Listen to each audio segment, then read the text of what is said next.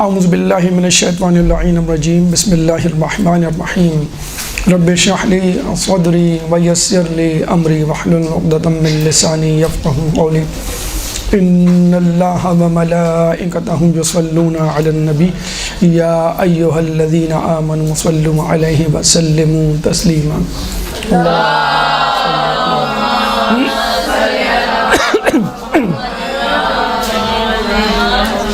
جو موضوع آپ کے لیے منتخب کیا گیا ہے وہ ہے امام موسیٰ کاظم علیہ السلام کے علمی کمالات بذریعہ مکالمات، یعنی آپ کی علمی خدمات اور آپ کی علمی منزلت، مرتبہ و مقام جو لوگوں سے مکالمے کی صورت میں ہم تک پہنچا، اب وہ احباب ہوں، اغیار ہوں، فرادہ ہوں یا اجتماع کی صورت میں ہوں۔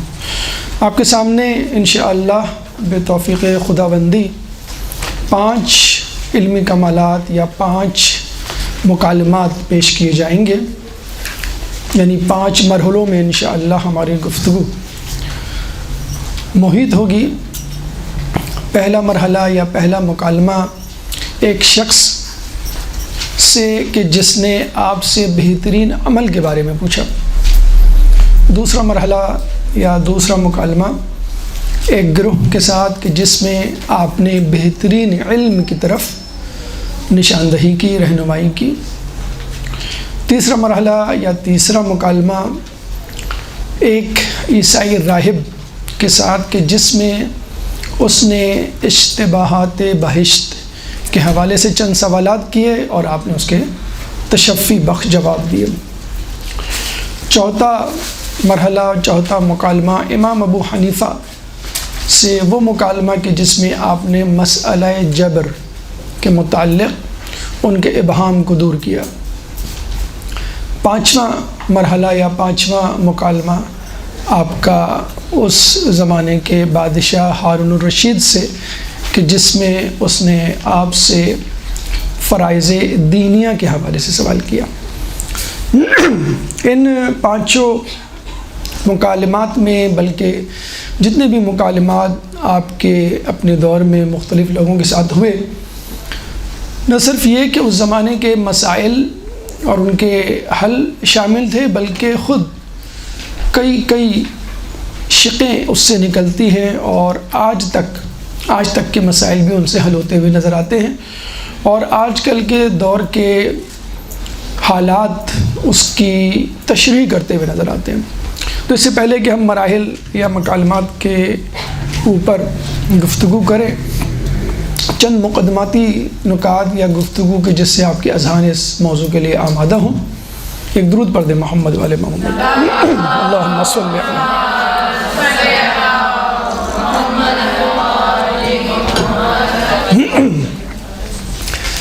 علماء کی ظاہر سی بات ہے کہ ذمہ داری علم کو پھیلانا، تو جو شخص علم پھیلاتا ہے اس حوالے سے عالم کی فضیلت قرآن میں سورہ فاطر آیت نمبر 28، سورہ فاطر قرآن کا 35واں سورہ ہے، چیپٹر 35 ورس نمبر 28 میں اللہ تعالیٰ فرماتا ہے انما یخشی اللہ من عبادہ العلماء، کہ بے شک اللہ سے ڈرنے والے بندوں میں علماء ہی ہیں۔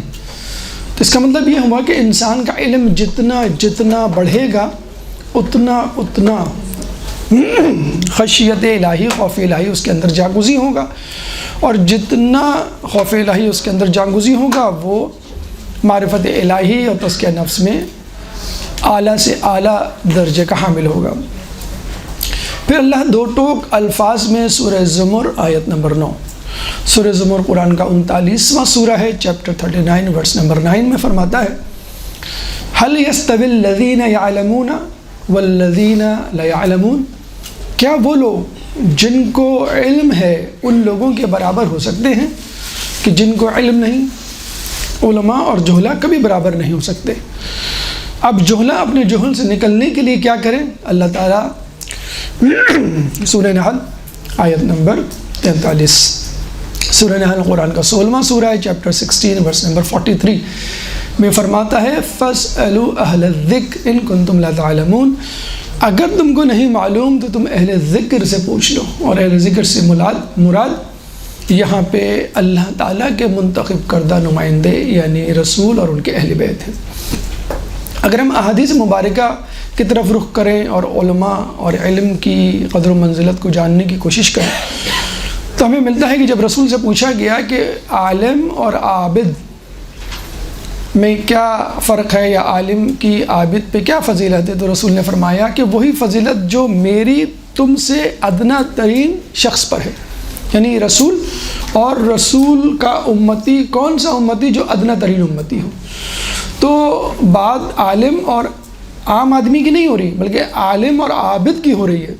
تو آپ اندازہ لگا لیجئے کہ عالم کی کس قدر منزلت مرتبہ مقام ہوگا. پھر یہ بھی ہمیں روایت میں ملتا ہے کہ روز محشر عابد کو کہا جائے گا کہ جنت میں جاؤ اور عالم کو کہا جائے گا کہ تم لوگوں کو جنت میں لے کر جاؤ جس کو تم پسند کرتے ہو. تو یہ فضیلت ہے، جنت میں جانا اور جنت میں لے کے جانا، بہت فرق ہے. پھر ہم دیکھتے ہیں رسول اللہ حجرے سے نکلتے ہیں، مسجد نبوی میں داخل ہوتے ہیں تو دو گروہ ہیں، ایک علمی گروہ ہے اور ایک عبادت والا گروہ ہے. تو رسول اللہ علم والے گروہ میں بیٹھ جاتے ہیں کیونکہ علم سے ہی عبادت کے مسائل، عبادت کی شرائط، عبادت کی فضیلت، اہمیت اور طریقہ کار ہمیں حاصل ہوتا ہے. اور یہی وجہ ہے کہ جب پوچھا گیا کہ خدا کی تو بہت ساری صفات ہیں، وہ کون سی صفت ہے کہ جو تمام صفات پہ بھاری ہے؟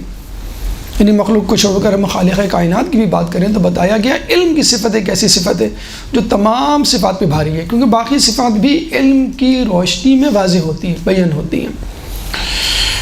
چنانچہ ہم دیکھتے ہیں کہ رسول کے بعد اہل بیت نے اس امر پہ سب سے زیادہ توجہ دی. اس کے لیے کسی خاص ماحول کا اور سازگار حالات کا انتظار نہیں کیا، اور ویسے بھی رسول کے بعد کسی بھی امام کو سازگار حالات نہیں ملے. خود مولا علی کی اگر ہم زندگی دیکھ لیں، سازگار حالات 4.5 سالہ خلافت کا دور، تو وہ بھی جنگوں سے بھرپور، سازشوں سے پر.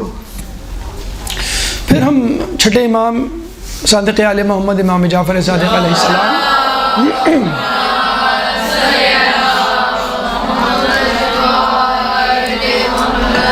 جن کے بارے میں کہا جاتا ہے سب سے زیادہ پرسکون ماحول ملا، تو وہ بھی 10 مہینے کا تھا فقط، مطلب چند سالوں پر بھی محیط نہیں تھا. لیکن اس کے باوجود کوئی دقیقہ فروگزاشت نہیں کیا کسی امام نے، وہ گھر ہو کہ سفر ہو، حضر ہو کہ شہر ہو، میدان ہو کہ زندان ہو، محل ہو کہ جنگل و بیابان، ہر جگہ راستے میں چلتے ہوئے بھی اگر علم کے دونوں موتی وہ بکھیر سکتے تھے تو انہیں بکھیرے. اور ائمہ میں اگر ہم نظر ڈالیں اور مشکلات کا تذکرہ کریں، مشکلات میں زندان کا تذکرہ کریں، کیونکہ زندان ایک ایسی مشکل ہے کہ جس میں انسان تمام لوگوں سے کٹ جاتا ہے، اور جو بھی وظیفہ یا فرض یا ذمہ داری وہ نبھا رہا ہوتا ہے وہ زندان کی زندگی تک کم از کم وہ موقوف معطل ہو کے رہ جاتی ہے. لیکن سلام ہو اس امام پہ کہ جس نے 14 سال سے زیادہ زندان میں وقت گزارا، لیکن تھوڑی سی دیر کے لیے بھی اپنے فرض سے پہلو تہی نہیں کی. تو 7ویں امام موسیٰ کاظم علیہ السلام ایک درود پڑھتے محمد والے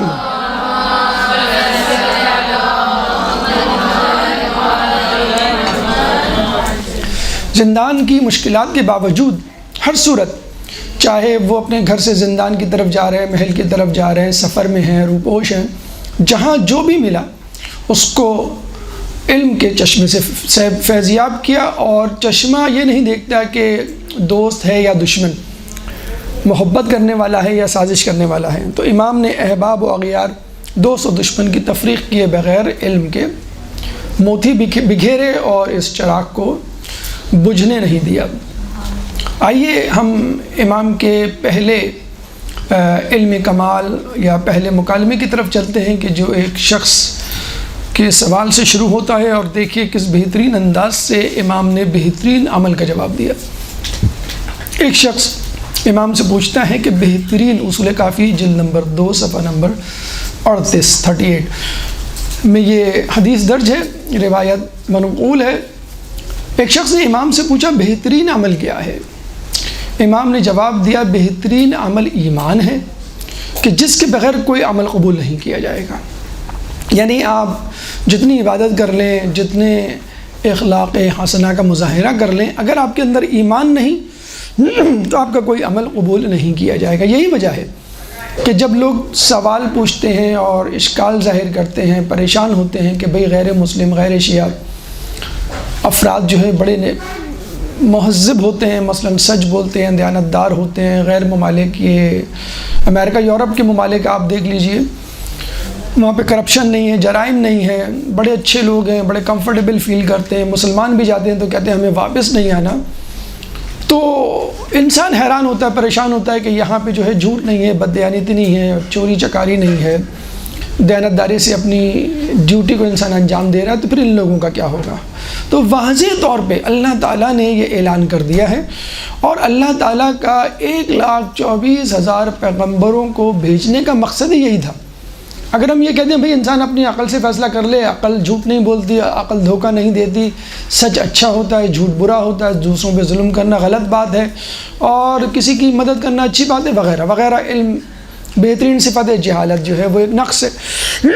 تو تمام خصوصیت اپنی جگہ، لیکن اسلام یا ایمان کے بغیر آپ کا کوئی عمل قبول نہیں ہوگا، اور اس کا واضح طور پہ اللہ تعالیٰ نے قرآن میں اشارہ کیا ہے، اور اللہ کے منتخب نمائندوں نے یہی فرض آ کے انجام دیا ہے۔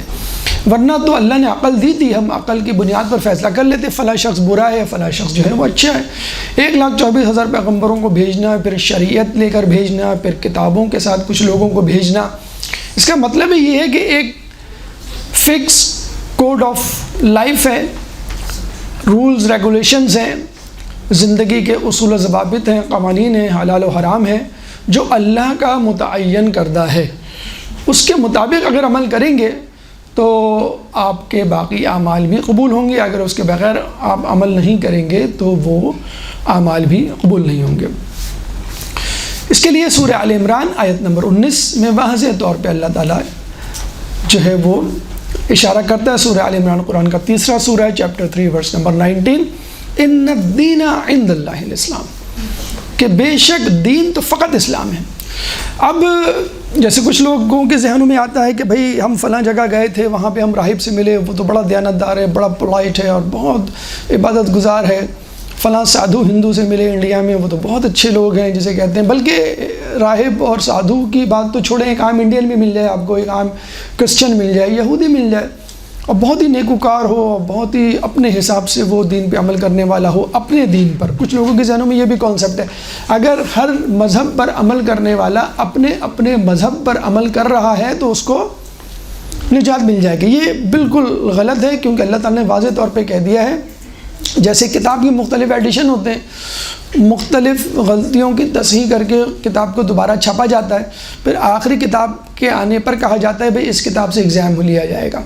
اگر آپ نے پچھلی کتاب سے ایگزام دیا تو آپ نے رٹ بھی لیا ہو تو اس میں جو غلطیاں ہیں، یا یوں کہہ لیجیے اپڈیٹس نہیں ہیں اس میں، اس حساب سے اس زمانے میں 2-4 سال پہلے، 10-20 سال، 200 سال پہلے تو ٹھیک تھی، لیکن اب نہیں۔ چنانچہ موبائل میں ہم دیکھتے ہیں آٹومیٹک اپڈیٹس آپ کے سافٹ ویئر کی ہوتی رہتی ہیں۔ تو اسلام کے آنے کے بعد اب مزید کوئی حجت، کوئی ہیلہ نہیں قبول کیا جائے گا، کوئی کتاب قبول نہیں کی جائے گی، کوئی کسی نبی کو، وہ اپنے زمانے میں عیسیٰ علیہ السلام، موسیٰ علیہ السلام ویلڈ تھے، قابل تقلید تھے، قابل اتباع تھے، لیکن اب نہیں۔ عیسیٰ علیہ السلام بھی آئیں گے تو امام کے پیچھے، امام زمانہ کے پیچھے نماز پڑھیں گے، نہ کہ خود ان کو لیڈ کریں گے۔ تو ان الدین عند اللہ الاسلام، اور فقط یہی نہیں، یہ بھی کہا گیا ہے کہ اسلام لانے کے بعد اس کو برقرار رکھو، مینٹین رکھو ٹل یور ڈیتھ، جب تک آخری سانس ہے۔ اسی لیے ہمارے یہاں شروعات اہم نہیں ہوتی، ہمارے یہاں انجام اہم ہوتا ہے۔ آدمی مسلمان گھرانے میں پیدا ہوتا ہے، مرتد ہو جاتا ہے، 1 منٹ پہلے بھی مرتد ہو کے مر گیا تو وہ اللہ تعالیٰ کے دائرہ رحمت سے خارج ہو گیا۔ تو اسی لیے اللہ تعالیٰ سورہ آل عمران ہی میں آیت نمبر 102، سورہ آل عمران آیت نمبر 102 چیپٹر 3 ورس نمبر 102 اللہ تعالیٰ فرماتا ہے وَلَا تَمُوتُنَّ إِلَّا وَأَنْتُمْ مُسْلِمُونَ، تم کو موت نہ آئے سوائے اس کے کہ تم اسلام مسلمان حالت میں مرو۔ اتنا امپورٹنٹ ہے اسلام کا لانا اور پھر اس کو مینٹین رکھنا۔ یہ دو مختصر سی واضح سی آیت جن کو دیکھ کے واضح طور پہ انسان سمجھ سکتا ہے کہ ایمان کی یا اسلام کی کتنی زیادہ اہمیت ہے۔ تھوڑا سا دقت کرتے ہیں اور مزید گہرائی میں جاتے ہیں اور دیکھتے ہیں کہ یہ ایمان کتنا زیادہ ہے اور کس طرح جو ہے وہ ناگزیر ہے آپ کے اعمال کو، ہر عمل کو قبول کروانے کے لیے۔ کیونکہ کچھ لوگوں کا یہ کہنا ہے کہ ایمان ہو نہ ہو، مثلا اگر ہم غیر مسلم یا غیر اسلام کے دائرے کو چھوڑ کر اسلام میں آ جائیں تو پھر ایک اور نئی بحث شروع ہوتی ہے کہ ٹھیک ہے ایک انسان جو ہے وہ نیک کام کر رہا ہے لیکن مثلا وہ آخرت پہ یقین نہیں رکھتا، مثلا یہ خدا کی عدالت پہ یقین نہیں رکھتا، مثلا وہ امامت پہ یقین نہیں رکھتا، تو پھر وہی یہاں پہ رول اپلائی ہوگا کہ ان الدین عند اللہ اسلام، مکمل اسلام میں داخل ہونا ہے۔ اس حوالے سے دیکھیے ہمیں ایک واقعہ چھٹے امام صادق آل محمد امام جعفر صادق علیہ السلام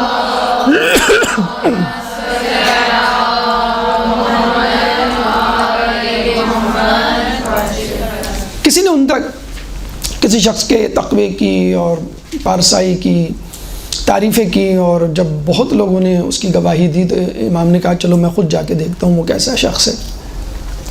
اتفاق سے وہ رستے میں مل گیا، لیکن امام نے دیکھا وہ کچھ مشکوک سرگرمیوں میں مصروف ہے، یعنی وہ امام دیکھتے ہیں کہ وہ ایک دکان سے روٹیاں چرا رہا ہے، وہ 4 روٹیاں چراتا ہے، امام اس کے پیچھے چل پڑتے ہیں کہ یہ کہاں جا رہا ہے، ملنا تو تھا امام کو۔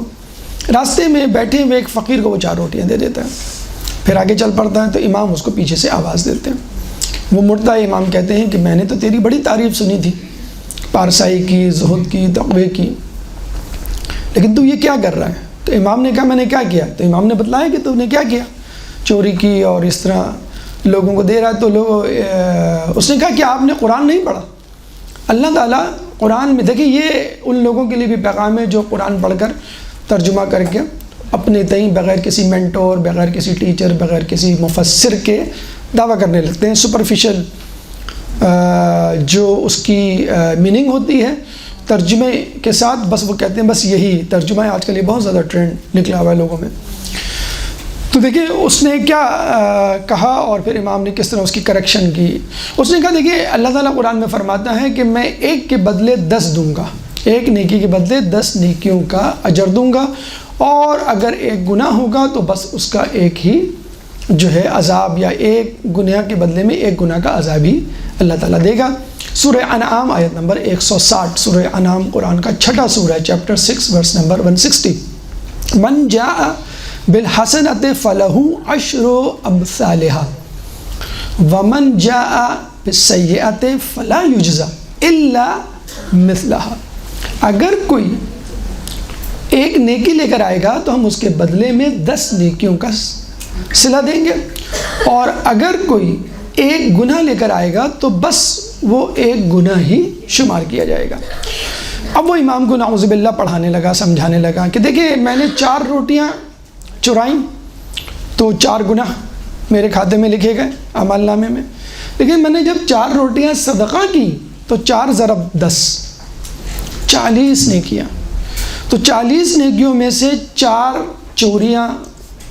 چوری کی بھی روٹیاں مائنس کر دیں تو 36 نیکیاں تو ابھی بھی میرے اکاؤنٹ میں، میرے کھاتے میں، میرے عمل نامے میں موجود ہیں، تو ابھی بھی میں فائدے میں ہوں۔ یہ دیکھیں اس کی کیلکولیشن۔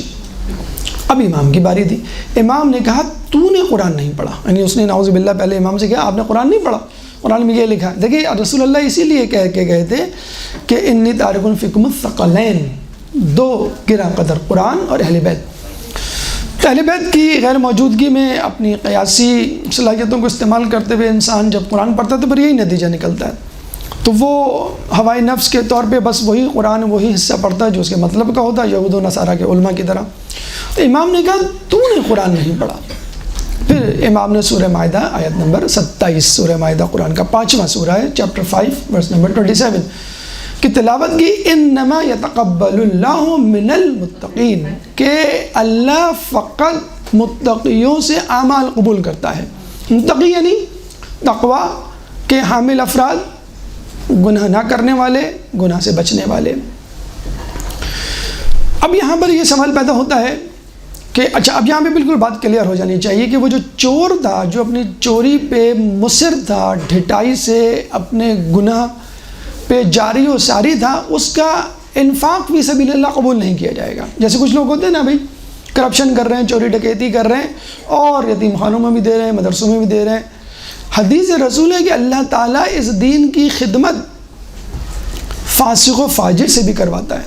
بہت سے بادشاہ حکمران گزرے کہ جنہوں نے مسجدیں بنوائی ہیں، مدرسے بنوائے ہیں، لیکن لوگ جو آ کے ان میں نماز پڑھتے ہیں، علم حاصل کرتے ہیں، ان کو فائدہ ہوگا، ان کو ثواب ملے گا. لیکن اس شخص کو جو ظالم و جابر ہے، اپنے گناہ پہ ڈٹا ہوا ہے، چوری کر رہا ہے، جیسے سلطانہ ڈاکو کے بارے میں ملتا ہے، وہ چوری کرتا تھا اور امیروں سے لے کر غریبوں کو دیا کرتا تھا، تو یہ غریبوں کو دینا کوئی فائدہ نہیں پہنچائے گا. تو بلکہ امام نے تو یہ کہا تو نے چوری بھی کی اور مالک شے، جو اس چیز کا مالک تھا، اس سے پوچھے بغیر تو نے اس کو تصرف بھی کیا. دو چیزیں تو نے کی. تو کہنے کا مقصد یہ ہے کہ ڈھٹائی پہ مصر ہیں اور آپ کہہ رہے ہیں کہ بس، جیسے ہم لوگ کہتے ہیں بھئی یہ چوری کر کے مثلاً حج پہ گئے تو چوری کرنے کا گناہ ملے گا اور حج کرنے کا ثواب بھی ملے گا، پھر اللہ دیکھ لے گا کہ کون ہلکا ہے کون وزنی ہے، اعمال نامے تولے جائیں گے. نہیں، چوری کا تو گناہ لکھا جائے گا اور یہ جو حج ہے یہ بھی نہیں قبول ہوگا، کیونکہ وہ تقوی کا حامل نہیں ہے. یعنی اپنے گناہ پہ ڈٹ، ہم یہ نہیں کہہ رہے کہ وہ باعصمت ہونا چاہیے، گناہ گار نہ ہو، کوئی بھی باعصمت نہیں ہے معصومین کے علاوہ. لیکن ایک ہوتا ہے گناہ ڈھٹائی سے علی الاعلان، جو عدالت کی ڈیفینیشن کے تحت بھی آتا ہے کہ علی الاعلان گناہ نہ کرتا ہوں، اور ایک ہوتا ہے کہ گناہ کر کے افسوس پشیمان ہونے والا. ایک اس شخص پہ خدا کی رحمت ہو جس شخص کی یہ حالت ہوتی ہے، ایک بار خطا ہو جاتی ہے 100 بار ندامت ہوتی ہے. تو یہ ہے تقوی کا حامل، عصمت کا حامل نہیں کہہ رہے ہم. تو یہ بات بالکل واضح ہو گئی. اب اس کا ہماری بحث سے کیا تعلق کہ ایمان کے ساتھ باقی اعمال قبول ہوں گے. اب یہ بات تو طے ہو گئی کہ انما یتقبل اللہ من المتقین، کہ اللہ تعالیٰ متقیوں سے اعمال قبول کرتا ہے. متقی کون ہیں؟ خود قرآن سے ہم پوچھ لیتے ہیں. سورہ بقرہ آیت نمبر 2، چیپٹر 2 ورس نمبر 2، اللہ تعالیٰ فرماتا ہے ذَلِكَ الْكِتَابُ لَا رَيْبَ فِيهِ هُدًى لِّلْمُتَّقِينَ الَّذِينَ يُؤْمِنُونَ بِالْغَيْبِ وَيُقِيمُونَ الصَّلَاةَ وَمِمَّا رَزَقْنَاهُمْ يُنْفِقُونَ. ذَلِكَ الْكِتَابُ لَا رَيْبَ فِيهِ. سورہ فاتحہ پہلا سورہ دعا ہے. بیسیکلی جب آپ قرآن پڑھتے ہیں تو آپ دعا کر رہے ہوتے ہیں میں قرآن پڑھنے جا رہا ہوں، اس سے مجھے ہدایت دے، صراط مستقیم عطا فرما. بیسیکلی سورہ بقرہ جب آپ شروع کرتے ہیں تو پہلی آیت ہے الف لام میم، حروف مقطعات پر مشتمل. It is none of your business. جو اللہ کے منتخب نمائندے ہیں ان کو معلوم ہے اس کا مطلب. بیسیکلی تو آپ جب قرآن پڑھنا شروع کرتے ہیں اور کچھ حاصل کرنا شروع کرتے ہیں تو وہ سورہ بقرہ کی دوسری آیت ہے. اور دوسری آیت میں یعنی شروعات قرآن، پہلا سورہ دعا جو آپ کر رہے ہیں کہ اللہ تعالیٰ مجھے قرآن سے ہدایت دے، اور دوسری سورہ کا پہلا کلمہ، پہلی آیت الف لام میم متقاطع. ان کو چھوڑ دیں آپ. جو بیسیکلی قرآن کا متن جو آپ سے مخاطب ہیں وہ کیا ہے؟ ذَلِكَ الْكِتَابُ لَا رَيْبَ فِيهِ. یہ وہ کتاب ہے کہ جس میں کوئی شک نہیں. یعنی کتاب شروع کرنے سے پہلے آپ اپنے ذہن میں ایک سرٹنٹی پیدا کر لیں، ایک کانفیڈنس، ایک ٹرسٹ پیدا کر لیں بٹوین یو اینڈ دا بک کہ بھائی جو میں پڑھ رہا ہوں یہ حق ہے. پھر ذَلِكَ الْكِتَابُ لَا رَيْبَ فِيهِ هُدًى لِّلْمُتَّقِينَ، ہدایت ہے متقی. ابھی آپ نے ہدایت مانگی تھی سورہ فاتحہ میں اهْدِنَا الصِّرَاطَ الْمُسْتَقِيمَ، فوراً اللہ تعالیٰ جواب دے رہا ہے هُدًى لِّلْمُتَّقِينَ. یہ متقیوں کے لیے ہدایت ہے اور لوگوں کے لیے نہیں ہے. مثلاً فاسق و فاجر کے لیے نہیں ہے جو مسلسل ڈٹائی سے ڈٹا ہوا ہے اپنے فسق و فجور میں اور کہہ رہا ہے میں کتاب پڑھ کے ہدایت حاصل کروں، اس کے لیے نہیں ہے. جو سچے دل سے نیکیاں کرتے ہوئے گناہوں سے بچتے ہوئے حضور قلب سے نیک نیتی سے اس کی طرف آ رہا ہے، اس کے لیے ہدی للمتقین الذین. اب یہاں پر ایک سوال پیدا ہوتا ہے متقین کون؟ تقوی کے حامل. تقوی کی نشانیاں کیا ہیں؟ تو اللہ تعالیٰ فوراً فرماتا ہے ہدی للمتقین الذین یؤمنون بالغیب. نمبر 1، وہ لوگ متقی، وہ لوگ جو بالغیب، غیب پر ایمان لائے، یقیمون الصلاۃ، جو نماز ادا کرتے ہیں، ومما رزقناہم ينفقون، جو کچھ ہم نے دیا اس میں سے خرچ کرتے ہیں. 3 نشانیاں، ایمان بالغیب، نمبر 2 اقامت الصلاۃ، نمبر 3 انفاق فی سبیل اللہ. ان تینوں میں بھی تقدم مقدم کس کو کیا گیا ہے؟ ایمان بالغیب. تو یہاں پر پھر وہی بات آ گئی کہ اعمال کی قبولیت کا دار و مدار تقوی پر. تقوی کی نشانیوں میں سے اہم اولین ترین نشانی ایمان بالغیب. تو اس کا مطلب یہ ہوا کہ ایمان کے بغیر تقوی ناممکن اور تقوی کے بغیر اعمال ناممکن. تو امام کا یہ جو قول ہے بالکل قرآن کی اس آیت کے مطابق ہے کہ ایمان کے بغیر کوئی عمل قبول نہیں ہوگا. اس کے بعد اس شخص نے پوچھا یا امام ایمان کیا فقط قول کا نام ہے یا قول و فعل دونوں کا نام ہے؟ یعنی ہم یہ سمجھتے ہیں ایمان کا مطلب ہے اللہ پہ ایمان، رسول پہ، قیامت پہ، امام پہ اور عدل پہ، مگر مثلا جو اصول دین ہے اس کے بعد کرنا کیا ہے یہ ایمان کا حصہ نہیں. نہیں، امام نے کیا کہا؟ قول اور فعل دونوں ایمان ہیں اور قول تو ایمان کا ایک جز ہے. اس کا مطلب کیا ہوا؟ عقیدہ بھی ایمان ہے اور عقیدے سے نکلنے والے اعمال جو اعضاء جوارح سے ظاہر ہوں گے وہ بھی ایمان کا حصہ ہیں. پھر امام نے مزید بتلایا کہ ایمان ناقص بھی ہوتا ہے، ایمان کامل بھی ہوتا ہے، ایمان نسبتاً کامل بھی ہوتا ہے. یعنی درجات ہیں، یعنی پیک لیول بھی ہے، لوسٹ لیول بھی ہے، ایوریج لیول بھی ہے. ناقص جیسے ہم نے بتایا فاسق و فاجر جو لوگ ہوتے ہیں. کامل یعنی ائمہ اور انبیاء کا ایمان. نسبتاً کامل ہم جیسے لوگ کہ کوشش کر رہے ہیں اور انشاءاللہ کامیاب ہوں گے، لیکن ناقص میں بھی نہیں ہیں ہم اور ہم کامل ترین میں ایمان میں بھی نہیں ہیں. امام نے کہا کہ اللہ تعالیٰ نے ایمان کو اعضاء جوارح میں تقسیم کر دیا ہے. چنانچہ دل کا بھی ایمان ہوتا ہے، زبان کا بھی ایمان ہوتا ہے، ہاتھ پیر کا بھی ایمان ہوتا ہے، آنکھ کان کا بھی ایمان ہوتا ہے، شرمگاہ کا بھی ایمان ہوتا ہے. ہر عضو اپنے حساب سے ایمان کے مطابق عمل کرتا ہے. دل کا ایمان عقیدہ، اللہ سے متعلق عقیدہ، قیامت سے متعلق عقیدہ، نبوت سے متعلق، عدل، امامت سے متعلق. زبان یعنی اس کا اقرار کرنا. اس کے بعد اعضاء جوارح یعنی آنکھ کو ان کاموں سے، ان چیزوں کو دیکھنے سے بچانا جس سے اللہ نے منع کیا. کانوں کو ان چیزوں سے سننے سے منع کرنا یا روکنا جس سے اللہ تعالیٰ نے منع کیا. اسی طرح ہاتھ پیر اور دیگر چیزیں. اب جیسے جیسے یہ ایمان پھیلتا چلا جائے گا، جسم کے مختلف اعضاء میں سرایت کرتا جائے گا، ویسے ویسے آپ کا ایمان بڑھتا چلا جائے گا. اور جب تمام اعضاء و جوارح بشمول قلب، بشمول لسان آپ ایمان کی گواہی دیتے ہوئے، آپ کے ایمان کی گواہی دیتے ہوئے نظر آئیں گے، تو پھر ہم کہیں گے کہ ہاں اب اس کا ایمان مکمل ہے یا تکمیل کی طرف گامزن ہے. اسی کا اعادہ اور اسی کا اظہار اللہ تعالیٰ نے سورہ بقرہ آیت نمبر 208 میں کیا ہے. یا ایھا الذین آمنوا ادخلوا فی السلم کافہ ولا تتبعوا خطوات الشیطان انہ لکم عدو مبین. کہ یا ایھا الذین آمنوا ادخلوا فی السلم کافہ، اے ایمان والو اسلام میں پورے داخل ہو جاؤ. ولا تتبعوا خطوات الشیطان، اور شیطان کے نشان کی یا اس کی پیروی نہ کرو.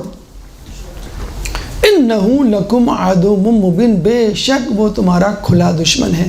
یہاں پہ فی السلم کافہ، اسلام میں پورے داخل ہونے کا مطلب ہی یہی ہے کہ آپ یہ نہ کہیں کہ بھئی ٹھیک ہے میں اسلام پہ عمل کروں گا، لیکن یہ جو بد نظری کا گناہ ہے بس یہ میں نہیں کر سکتا، مطلب اس سے بچ سکتا، یہ میں کروں گا، اس سے مجھے ایگزمپشن دی جائے مثلا. یا جسے کہتے ہیں کہ غیبت سے میں نہیں باز آ سکتا تو غیبت کی اجازت دی جائے، باقی چیزیں وہ چلتی رہیں گی. یا موسیقی مجھے بہت پسند ہے، اس سے میں نہیں رک سکتا، باقی چیزیں تو میں رک جاؤں گا، موسیقی کی اجازت دی جائے، یا میں نہیں مینیج کر سکتا. تو اگر آپ غور کریں تو اللہ تعالیٰ فوراً فی السلم کافہ کے بعد، اسلام میں پورے داخل ہونے کے بعد فوراً منع کر رہا ہے ولا تتبعوا خطوات الشیطان. دیکھو شیطان کی پیروی نہیں کرنا. گویا خدا یاد دلا رہا ہے. تمہیں یاد ہے کہ شیطان بظاہر اسلام میں داخل تھا، لیکن جب آدم علیہ السلام کو خلیفہ بنایا تو اس نے کہا بس اس حکم سے مجھے باز رکھ، میں آدم کو اپنے سے برتر نہیں مان سکتا، اس حکم سے مجھے باز رکھ، ایسی عبادت کروں گا تیری کہ کائنات میں کسی نے نہیں کی ہوگی. امام فرماتے ہیں کہ اس نے 4 رکعت نماز 2000 سال میں پڑھی تھی. اتنا پکا نمازی پرہیزگار. لیکن آدم علیہ السلام کی برتری فوقیت کو تسلیم نہیں کرنا چاہتا تھا کہ بس اس کی ایگزمپشن دی جائے، باقی تو پھر وہی بات کہ فی السلم کافہ، پورے داخل ہو جاؤ، اتنی سی تو بات تھی۔ اللہ تعالیٰ کہتا چلو ٹھیک ہے، تم میں تھوڑا سا پروفیشنل جیلسی آ رہی ہے کہ تم جو ہے عبادت کر کے کہاں پہنچو، اور آدم علیہ السلام جو ہے وہ تم سے ایک دم سے آگے نکل گئے، تو ٹھیک ہے میں ایگزمپٹ کرتا ہوں۔ نہیں، اللہ تعالیٰ نے کیا جواب دیا تھا؟ مجھے اپنا بنایا ہوا اسلام چاہیے، تیرا بنایا ہوا اسلام نہیں چاہیے، یا اپنا بنایا ہوا دین چاہیے، تیرا بنایا ہوا دین نہیں چاہیے۔ تو یہاں پہ پھر وہی بات، فی السلم کافہ، آپ اپنی طرف سے دین مینیپولیٹ نہیں کر سکتے کہ بس یہ چیز مجھے پسند ہے، یہ مجھے سمجھ نہیں آتی، یہ میں نہیں کروں گا، جو چیز مجھے پسند ہے وہ میں کروں گا اور جس میں میرا فائدہ ہے۔ مثلا ایک دوسرا پہلو بھی ہے، ایک تو یہ کہ آپ ہر چیز کو قبول کریں، دوسرا آپ کے تمام اعضاء جوارح سب چیزوں کو قبول کریں۔ پھر جو آپ کے اسلام کے مسلمات ہیں، اصول ہیں، ہر مسلمات، ہر اصول کو یہ ٹھیک ہے، نماز کبھی قضا ہو گئی، تاخیر سے پڑھ لی، آپ نے جو ہے وہ جھوٹ بول دیا لیکن دوبارہ آ گئے، لیکن کچھ ہے مسلمات، مثلا ایک تو اصول دین ہے، اس کے علاوہ قرآن ہے، مثلا نماز کا انکار ہے، یہ مسلمات کا انکار ہے۔ تو اس میں ایک تو اعضاء جوارح، تمام اعضاء جوارح کو آپ کو مجبور کرنا ہے کہ وہ اسلام میں داخل ہو جائے، اور دوسرا مفہوم یہ ہے کہ اسلام کی ہر چیز، ہر رکن، ہر عمل اور ہر عقیدے کو قبول کرنا۔ کوتاہی ہو جائے وہ ایک الگ بات ہے عمل میں، لیکن ہر عقیدے کو قبول کرنا ہے۔ اس لیے اگر کوئی ہم سے پوچھے کہ بھئی کون سا اسلام، سب اسلام کے دعوے دار ہیں، تو ہم کہیں گے مکمل اسلام۔ بھئی وہ کون سا اسلام ہے جو مکمل ہے؟ ہم کہیں گے جب اللہ تعالیٰ نے اس کے مکمل ہونے کا اعلان کیا۔ بھئی کب کیا، کیسے کیا، کہاں ہے قرآن میں؟ الیوم اکملت لکم دینکم واتممت علیکم نعمتی ورضیت لکم الاسلام دینا۔ آج کے دن ہم نے تمہارے لیے دین کو مکمل کر دیا، اپنی نعمتوں کو تمام کر دیا، اور تمہارے لیے دین اسلام پر راضی ہو گیا۔ اب تک جتنا اسلام تھا اس پر عمل کر کے نجات تھی، اب آج کے بعد ولایت علی جس سے اسلام تکمیل تک پہنچا، اس کے بعد آپ کی گل و خلاصی ہوگی، آپ کو نجات ملے گی۔ اللہم صلی علی محمد۔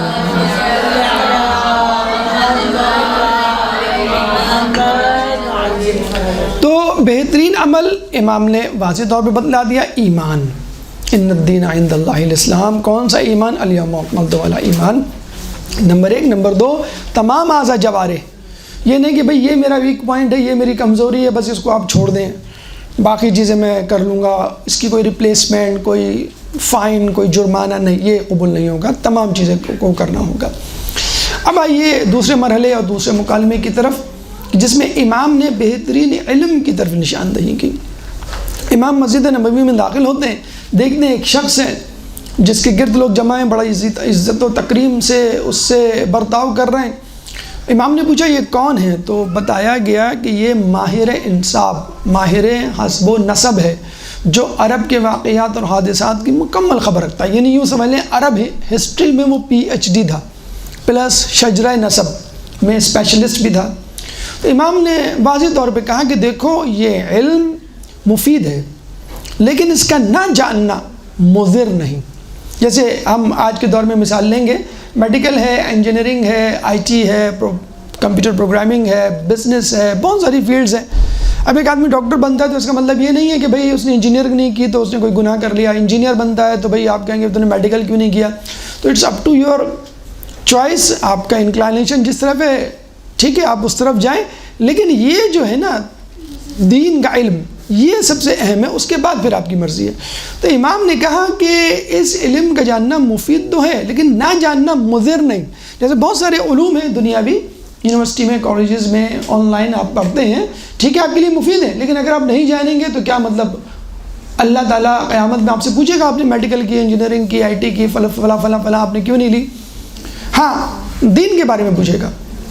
تو پھر امام جو ہے وہ آگے بڑھ کے جب امام نے یہ فرمایا کہ نہ جاننا مفید نہیں، پھر امام نے کہا کہ دیکھو دین کی 3 اقسام ہیں، آیات محکمہ، فرائض عادلہ، سنت قائمہ۔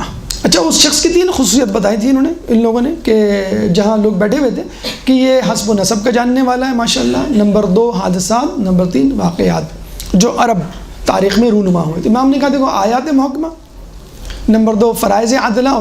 دیکھا جائے تو یہی قرآن میں متشابہ آیات بھی ہیں، محکم آیات بھی ہیں، اور قرآن میں ہے کہ جن کے دلوں میں کجی ہوتی ہے وہ متشابہ آیات کی طرف جاتے ہیں، اور جو صراط مستقیم کی تلاش میں ہوتے ہیں محکم آیات کی طرف جاتے ہیں، اس سے اصول ضبط کیے جاتے ہیں اور پھر قوانین میں ڈھالے جاتے ہیں، اور پھر جو ہے رسالہ عملیہ اور پھر حلال حرام کا علم وجود میں آتا ہے.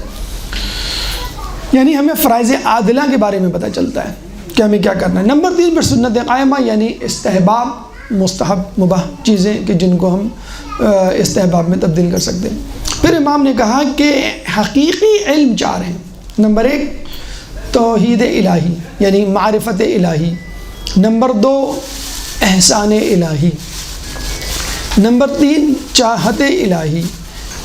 نمبر 4 ان علوم کا جاننا کہ ان کاموں کا جاننا کہ جن کو کر کے انسان دین سے خارج ہو جاتا ہے. 4 تو معرفت الہی یعنی توحید ذاتی، توحید صفاتی، توحید افعالی، توحید عبادی، ہر قسم کا کوئی ناقص توحید نہیں. یعنی توحید ہے کہ اللہ تعالیٰ پر ایمان، ذات، افعال. پھر ہم کہیں گے نہیں عبادت ہم کسی اور کی کریں گے، یا اللہ تعالیٰ ٹھیک ہے ہمارا خالق ہے لیکن رب نہیں ہے، مثلا افعالی میں کوئی نقص ہے. توحید معرفت الہی نمبر 1. نمبر 2 احسانات الہی کہ اللہ نے آپ پہ، ٹھیک ہے خدا تو ہے لیکن اس کے خدا ہونے سے ہمیں کیا فائدہ. اس نے آپ کو خلق کیا ہے، اس نے آپ پہ نعمتیں نچھاور کی، آپ کو اشرف المخلوقات بنایا، آپ کو جسم اور روح سے مزین کیا، آپ کو صحیح سالم بنایا، آپ کو صحت دی، والدین دیے، بہن بھائی، شریک حیات، دوست احباب، اور پھر نباتات، جمادات، حیوانات کی صورت میں اتنے سارے خدام جو آپ کی بقا ارتقاء کے لیے کوشاں اور روا دماں اور مصروف عمل. تو احسان الہی. اب احسان الہی کے نتیجے میں خود بخود انسان کے اندر ایک جستجو پیدا ہوتی، میں کیا کروں اپنے محسن کا شکر ادا کرنے کے لیے. اپنے محسن کا شکر ادا کرنے کے لیے آپ یہ جانیے کہ وہ چاہتا کیا ہے، کس سے خوش ہوتا ہے، کس سے ناخوش ہوتا ہے. اس کو کہتے ہیں چاہت الہی. اس کے لیے نماز پڑھیں، روزہ رکھیں، سچ بولیں، والدین کا احترام کریں، وغیرہ وغیرہ. پھر نمبر 4 ان امور کا علم جن سے انسان دین سے خارج ہوتا ہے. توحید سے انکار، قیامت سے انکار، ولایت سے انکار، عدل سے انکار، نبوت سے انکار، قرآن سے انکار، نماز سے انکار، مسلمات اور اصول دین کہ جن سے انسان توحید سے خارج ہوتا ہے. اگر ہم ان علوم کو یعنی علوم کی اقسام اور حقیقی علم کو سمیٹیں ایک جملے میں تو وہ ایک حدیث بن جاتی ہے. اور وہ حدیث کیا ہے؟ اول العلم معرفت الجبار و آخر العلم تفویض الامر الیہ. علم کی پہلی سیڑھی معرفت الہی ہے اور علم کی آخری سیڑھی اپنے تمام امور کو اس کے سپرد کر دینا ہے. جب آپ معرفت الہی حاصل کرتے ہیں تو آپ کو معلوم چلتا ہے بھئی خالق کون ہے اور مخلوق کون ہے. آپ کو پتہ چلتا ہے کہ بھئی قدرت کتنی رکھتا ہے، کیا شان رکھتا ہے، وہ کیا ارادہ رکھتا ہے، کیا چاہتا ہے آپ سے. خود بخود آپ اپنے کاموں کو منظم کرنا، منقسم کرنا شروع کرتے ہیں.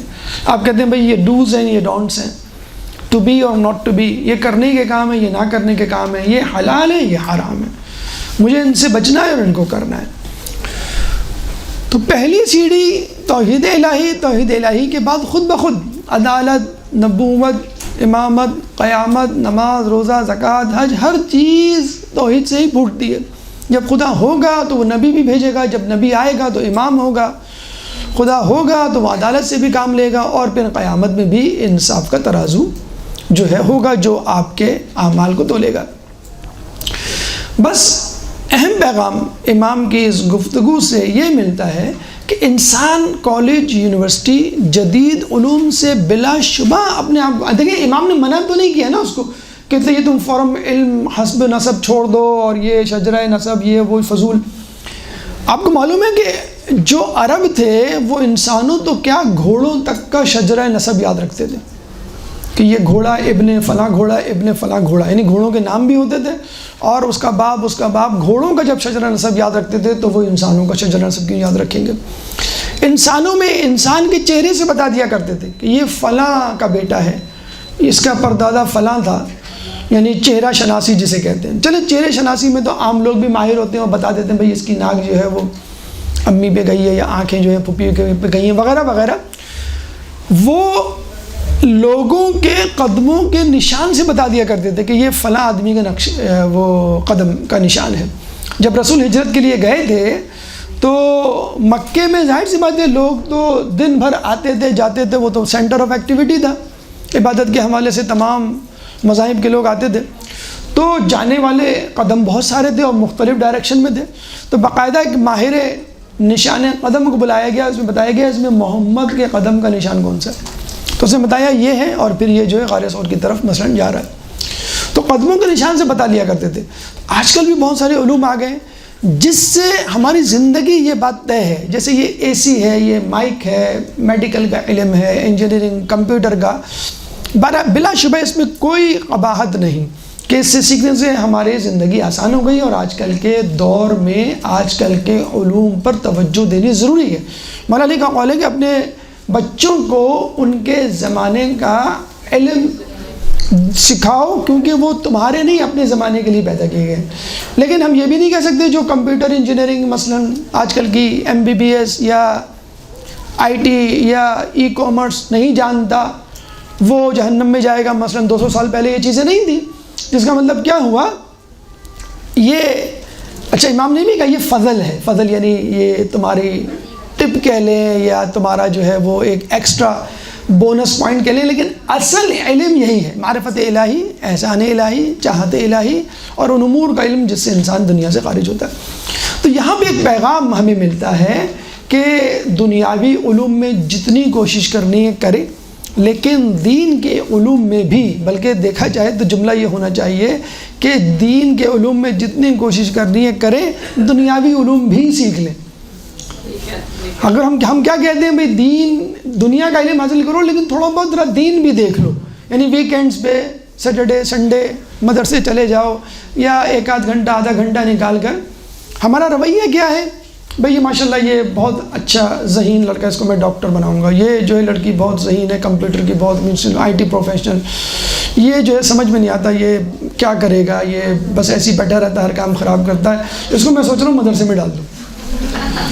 تو وہ کسی نے کہا نا کہ بھئی اللہ کے نام پہ دے دو، تو سیب والے نے سڑا ہوا سیب اٹھا کے دے دیا، تو اس نے کہا اچھا ایسا کرو 10 روپے کا سیب دے دو، جیب سے فقیر نے 10 روپے نکالے اور اس کو دیے، تو اس نے ایک اچھا سا سیب بالکل ناپ تول گھول گھما کے دیکھا، اس میں کوئی داغ پھر دیا، تو اس نے کہا اللہ کے راہ میں سڑا ہوا سیب اور اپنے منافع کے لیے اچھا سیب۔ تو ہمارے لیے بھی یہی ہے کہ ہم اچھی چیز اپنے لیے رکھ لیتے ہیں، doctor engineer IT professional business man یہ سب بنائیں گے، اور جو بیکار چیز ہے وہ اللہ کی راہ میں دے دو۔ وہ کہیں ہم پڑھ رہے تھے چھوٹا سا وہ واقعہ کہ ایک شخص تھا، اس کے 4 بیٹے تھے، 3 بیٹے بہت اچھے پڑھے، ڈاکٹر انجینئر IT پروفیشنل اور بہت ڈگریاں لی، اور سب کے سب باہر سیٹل ہو گئے، اور وہ بوڑھے ماں باپ جو ہے گھر میں ایک نکما نکٹو جو میٹرک میں بار بار فیل ہو جاتا تھا، تو وہ دعا کرتے تھے مسجد میں اللہ یہ دوبارہ فیل ہو جائے۔ وہ کہتے تھے کیونکہ یہ پڑھ لکھ گیا تو یہ بھی باہر چلا جائے گا۔ وہ کسی نے خوب کہا نا کہ مجھے تو نہیں پڑھنا، کیونکہ جب پڑھ لکھ کے گوروں کی غلامی کرنی ہے تو بہتر آدمی اپنے ملک میں رہے اور اپنے ملک میں جو ہے وہ کچھ کام کرے۔ تو بیچارہ جو پڑھا لکھا ہے وہ باہر چلا جاتا ہے، ماں باپ کے لیے ٹھیک ہے وہ میڈیکل الاؤنس کے طور پہ پیسے ویسے بھیجتا رہتا ہے، لیکن اصل خدمت بیچارہ وہ نکھٹو نکما۔ خیر اس میں بیچ کی راہ بھی ہو سکتی ہے کہ آپ دونوں چیزیں کریں، والدین کی خدمت بھی کریں، اعلیٰ تعلیم بھی۔ کہنے کا مقصد یہ ہے کہ آپ ڈاکٹر ہوں، انجینئر ہوں، IT پروفیشنل ہوں، کچھ بھی ہوں، دین کا علم پھر بھی فوقیت اور برتری رکھے گا، آپ کچھ بھی کر لیں۔ یہ سہولیات ہیں، کمفرٹس آف لائف ہیں، آپ کی زندگی کو بہتر بنانے والی چیزیں ہیں۔ یعنی اب گاڑی آ گئی ہے، پہلے اونٹ ہوا کرتے تھے، تو اب گاڑی سے ہم تیزی سے پہنچ جاتے ہیں، تو ٹھیک ہے اس علم کو بھی حاصل کریں، لیکن اصل علم ہم نے کہا معرفت الہی، اول العلم معرفت الجبار و آخر العلم تفویض الامر الیہ۔ لیکن الحمدللہ جہاں اتنی ڈپریسو سچویشن ہے اور اتنا جسے کہتے ہیں کہ نا امیدی کی فضا ہے کہ لوگ جو ہے فقط جو ہے وہ دنیاوی علوم کی طرف بھاگ رہے ہیں، دین کے علم کی طرف نہیں ہیں۔ میں ایک فیملی کا تذکرہ کرنا چاہوں گا، ایک فیملی سے ایک زمانے میں میری ملاقات ہوئی، تو وہ ماں ڈاکٹر گائنیکولوجسٹ کینیڈا میں، باپ ڈاکٹر ایمرجنسی اسپیشلسٹ کینیڈا میں، بچہ انجینئرنگ کے فرسٹ ایئر میں، بچی ابھی اسکول میں ہے، اور چاروں کی چاروں کہہ رہے ہیں ہمیں ایران جانا ہے، ہمیں قم جانا ہے، ہمیں پڑھنا ہے۔ ہم نے کہا بھائی آپ پوری کی پوری فیملی ماشاءاللہ مرسیڈیز بینز گاڑی ہے آپ کے پاس، 2 گھر ہیں اور لش لائف گزار رہے ہیں آپ، یہ تو آدمی تو وہاں گاڑیاں صاف کرنے کے لیے بھی اگر اس کو امیگریشن مل جائے تو وہ کینیڈا پہنچ جاتا ہے، آپ کی تو ایک first class citizen of a first class country. کچھ لوگ آ جاتے ہیں نا باہر سے، کہتے ہیں کہ I want to be first class citizen of a third class country, but I don't want to be third class citizen of a first class country, so you are the first class citizen of a first class country. آپ کہہ رہے ہیں مجھے سب چھوڑ کے جانا ہے، تو بچی کہہ رہی ہے مجھے تدریس کا شوق ہے، میں استاد بنوں گی، میں علم دین پھیلاؤں گی۔ بچہ کہہ رہا ہے مجھے فقہ کا شوق ہے۔ بتائیں، بایوٹرونک ایک نئی فیلڈ ہے، الیکٹرونک اور بایولوجی سے ملتی کے ملاپ سے، اور وہ اصول فقہ اور فقہ کا جو ہے وہ شوق رکھتا ہے۔ ماں گائنیکولوجسٹ ہے، اتنی زیادہ ماشاءاللہ دین کا شغف کہ وہ اپنی اپوائنٹمنٹس جو پیشنٹ کی وہ کینسل کر دیتی کہ میری کلاس ہے، قرآن کی کلاس ہے، میری عربک کی کلاس ہے جو وہ آن لائن لیتی ہیں۔ وہ کیا کریں گے؟ وہ کہیں گے میں طب نبوی میں اسپیشلائز کروں گی وہاں جا کے۔ دیکھیں یہ فیملی، باپ سے پوچھ رہے ہیں آپ کیا کریں گے؟ وہ کہیں گے میں علم عرفان سیکھوں گا۔ تو آپ دیکھیے اس زمانے میں بھی تو ہم نے فوراً کہا بھائی چلیں 313 میں سے 4 تو ہو گئے، آپ ہمیں بھی یاد رکھیے گا، شاید ہم آپ کی دعاؤں سے امام کے لشکر میں شامل ہو جائیں۔ یہ فیملی ہمیں چاہیے جو پیک لیول پہ، جو کہتے ہیں نا کہ امریکہ کا گرین کارڈ نظر آیا تو آپ کی رال ٹپک گئی کہ بس اب چھوڑو، پاکستان میں تو چوریاں بہت ہوتی ہیں، صبح صبح لوگ اسکوٹر لے کے نکل جاتے ہیں بڑے آرام سے اور موبائل چھینے جا رہے ہیں، یہ ہے وہ ہے، ہزار بہانے، لیکن ہدف آپ کا گرین کارڈ، نیشنلٹی، کمفرٹس، ہدف تبلیغ دین نہیں۔ اگر اس کے ساتھ یہ چیزیں مل جائیں اس میں کوئی قباحت نہیں، لیکن کہنے کا مقصد یہ ہے فیملی، یہ ہے خاندان، یہ ہیں لوگ جو امام کے لشکری ہیں، کیونکہ امام کو کینیڈا، یورپ، امریکہ کے میں بھی حکومت کے لیے لوگ چاہیے ہوں گے، تو کون وہاں پہ امام کے کام کو، یہی اسی قسم کے خاندان۔ ہم خود قم میں ایسے ایسے لوگوں سے مل چکے ہیں، کوئی اپنی جاب چھوڑ کے آیا ہوا ہے یورپ سے اور کہہ رہا ہے کہ یہ ایران میں جو سسٹم ہے وہ وہاں سے کہیں زیادہ ایڈوانس ہے۔ تو نجف میں، ایران میں، آپ کو قم میں ایسے لوگ ملیں گے کہ جنہوں نے دنیا کو لات ماری ہوئی ہے۔ مجھے کہتے ہیں نا کہ بھائی کچھ لوگ کہتے ہیں بھائی ہمیں دین کا کام اس لیے کرنا ہے کہ بھئی ہمیں دنیا کا شوق نہیں۔ ارے بھئی آپ میں ٹیلنٹ ہی نہیں ہے کچھ کرنے کا، کچھ پڑھنے کا، کچھ کمانے کا، تو آپ اس طرف آ نکلے۔ لوگ تو وہ ہیں کہ جن کے پاس دنیا آئی اور انہوں نے دنیا کو ٹھوکر مار دی کہ نہیں مجھے اس میں اسپیشلٹی، دین کے کام کو آگے بڑھانا ہے۔ تو کہنے کا مقصد یہ ہے کہ امام کے قول کے مطابق جو پیغام ہے وہ یہ ہے کہ دنیا کا علم حاصل کرنا ممنوع نہیں ہے، لیکن مقدم آپ کو دین کے علم کو رکھنا ہے، اس کے ساتھ ساتھ فضل، اپنی اہمیت، سگنیفیکنس یا زمانے کے ساتھ چلنے کے لیے آپ دنیاوی علوم بھی سیکھ سکتے ہیں، اس میں کوئی قباحت نہیں ہے۔ درود پڑھ دیں محمد والے محمد۔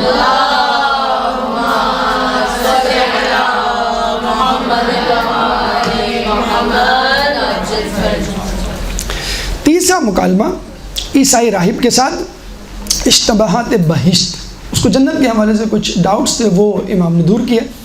امام حکمران کے خوف سے شام کی طرف بھیس بدل کے نکلتے ہیں، ایک غار میں پناہ لیتے ہیں، پتہ چلتا ہے کہ وہاں پہ راہب موجود۔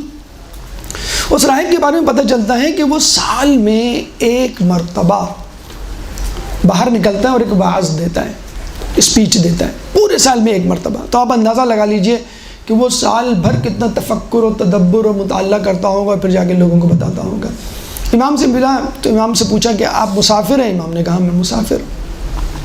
امام سے کہا کہ کیا آپ ہم میں سے ہیں یا ہمارے دشمنوں میں سے ہیں؟ تو امام نے کہا میں تم میں سے نہیں، یعنی تم میں سے نہیں ہوں لیکن تمہارا دشمن بھی نہیں ہوں۔ پھر کہا کہ امت مرحومہ میں سے ہیں؟ تو آپ نے کہا ہاں۔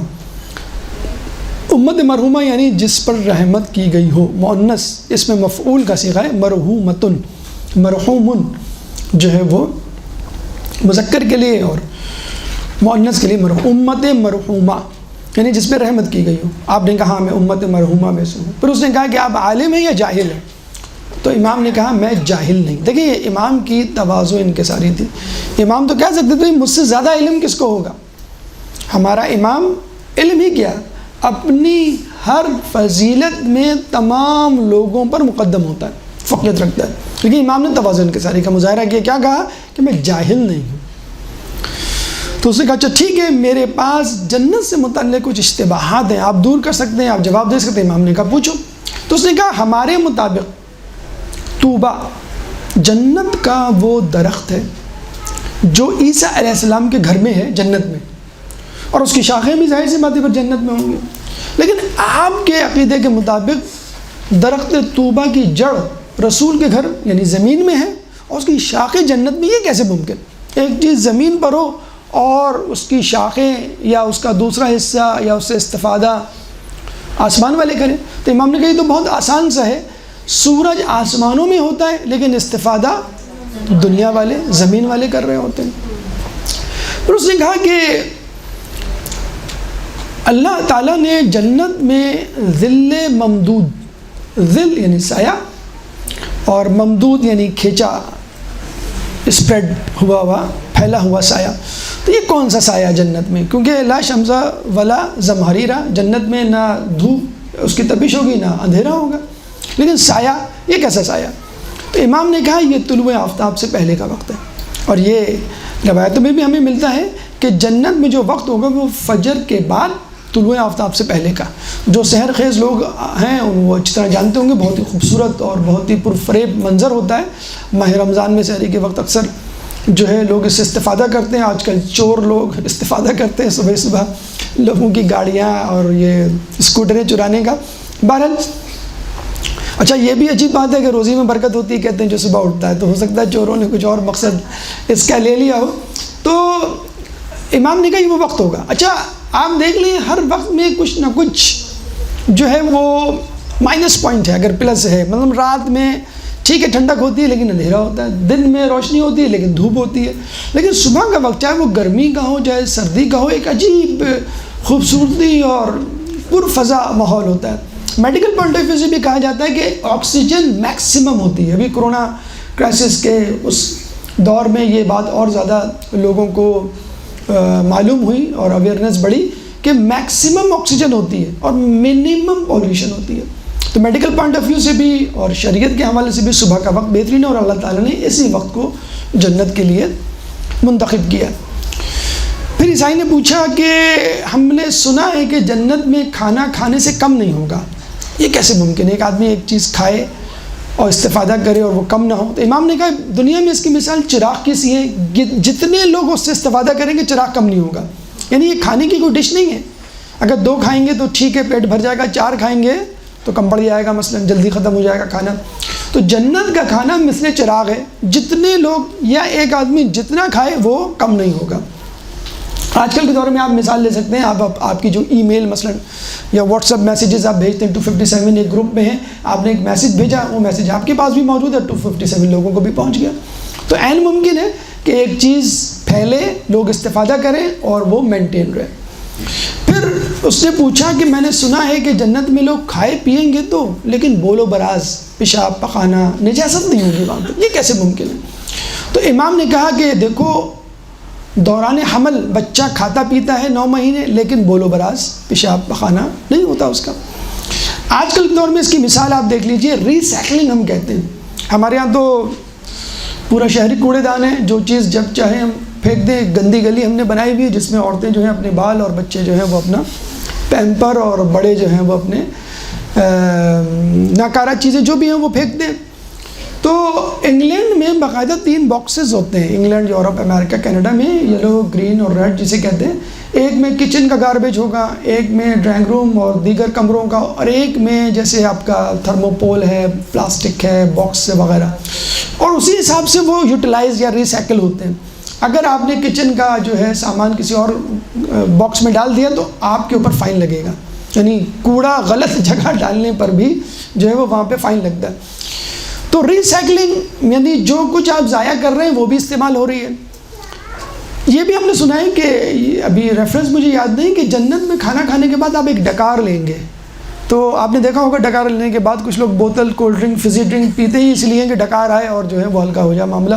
حالانکہ اسی فزی ڈرنک سے گیس بنتی ہے، وہی گیس نکلتی ہے، کوئی اضافی جگہ نہیں کریٹ ہوتی، تو ڈکار لے گا، اس ڈکار سے آپ کا پیٹ خالی ہو جائے گا۔ اور ویسے بھی جنت میں ہم بھوک کی وجہ سے یا پیاس کی وجہ سے کھائے پیئیں گے نہیں۔ حوض کوثر سے جو ہم سیراب ہوں گے اس کے بعد نہ بھوک لگے گی نہ پیاس لگے گی، لذت کے لیے ہم کھائیں گے، لذت کے لیے ہم پیئیں گے، تھکن اور کوئی بھی پسینہ یا بول و براز نجاست کا وہاں کوئی کام نہیں۔ تو آج کل کے دور میں جیسے ابھی تو ہم نے ایک اور عجیب نیوز پڑھی، آپ پتہ نہیں مناسب ہے بتانا کہ نہیں، آپ واش روم گئے، باہر نکلے، باہر جو کولر لگا ہے اس سے آپ نے پانی پیا، تو آپ کو بتلایا گیا جو واش روم میں کموڈ ہے وہاں سے ایک پائپ ہے وہ جاتا ہے کولر میں ایک فلٹر لگا ہوا ہے جو یورین کے ویسٹ پروڈکٹس ہیں، یوریا، کریٹنن، الیکٹرولائٹس، اس کو الگ کر دے گا اور پانی کو منرل واٹر میں چینج کر کے الگ کر دے گا۔ یہ جو پانی آپ نے پیا ایک گلاس، یہ وہی پانی ہے۔ تو بہرحال یہ بات پروف ہو گئی کہ کوئی چیز ضائع نہیں ہو رہی۔ ہمارے یہاں آپ گاؤں دیہات میں بھی چلے جائیں تو یہ تو وہ ہوتے ہیں گوبر، اس کو خواتین جو ہیں وہ ایندھن کے طور پہ بہرحال استعمال کرتی ہیں۔ پھر اس نے پوچھا امام سے کہ جنت میں جو خدام ہوں گے، ملازمین ہوں گے، وہ کہتے ہیں کہ حکم دیے بغیر تعمیل کریں گے۔ تو امام نے کہا اس میں کون سی حیرت کی بات، ہم اپنے ہاتھ پیروں کو حکم تو نہیں دیتے، یہ تو خود ہمارے حکم کی تعمیل کرتے ہیں۔ یعنی میں اگر گلاس اٹھاتا ہوں اور اس کو منہ سے لگاتا ہوں تو میں کوئی اپنے ہاتھ کو کہتا ہوں تو نہیں ہوں کہ بھائی گلاس کو پکڑو منہ سے لگاؤ، بس ہاتھ خود سمجھ جاتا ہے کیونکہ سگنل پہنچ جاتے ہیں۔ پیر سے میں کہتا نہیں ہوں کہ بھائی اٹھو اور چلو اور کمرے سے باہر جاؤ۔ تو خدام آپ کی سائیکی کو، آپ کی فیس ریڈنگ کو سمجھ رہے ہوں گے، بلکہ آج کل کے دور میں اگر ہم مثال دیں تو ایسے ٹی وی آ گئے ہیں جو جب آپ آن کریں گے تو وہ آپ کی تصویر لیں گے، ویڈیو بنائیں گے، آپ کا موڈ کیسا ہے، اور آپ کی موڈ کو دیکھتے وہ پروگرام پیش کریں گے، آپشن پیش کریں گے، اور پھر آپ اس پہ کلک کریں گے۔ تو کچھ بولے بغیر ٹی وی یا موبائل آپ کے حکم کی جو ہے وہ تعمیل کر رہے ہیں۔ اس کے بعد اس نے کہا کہ جنت کی کنجیاں، چابیاں سونے کی ہیں یا چاندی کی؟ تو امام نے کہا نہ سونے کی ہیں نہ چاندی کی، جنت کی کنجیاں لا الہ الا اللہ، یعنی آپ لا الہ الا اللہ کہیں گے دروازہ کھل جائے گا، لا الہ الا اللہ کھڑکیاں کھل جائیں گی، اور جہاں آپ جانا چاہیں گے وہ چیزیں اوپن ہوتے رہیں گی۔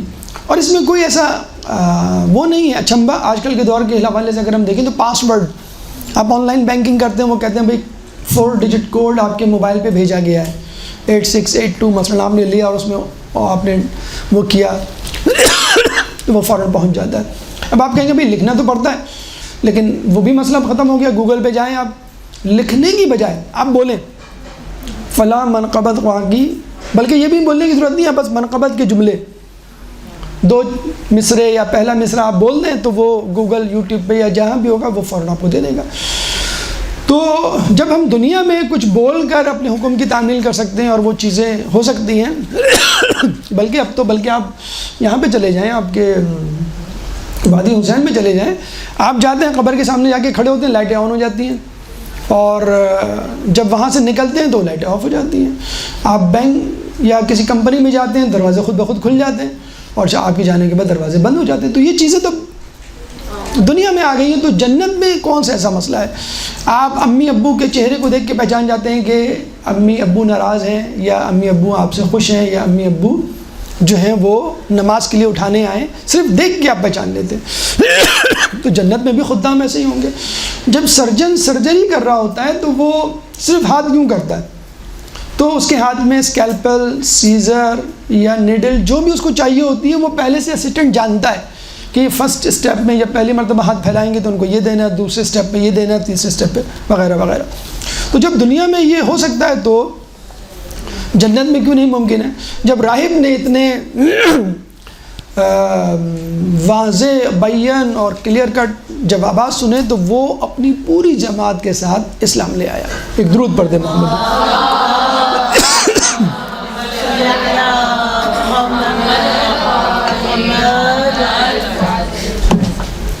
اب آئیے چوتھا مکالمہ امام ابو حنیفہ کے ساتھ۔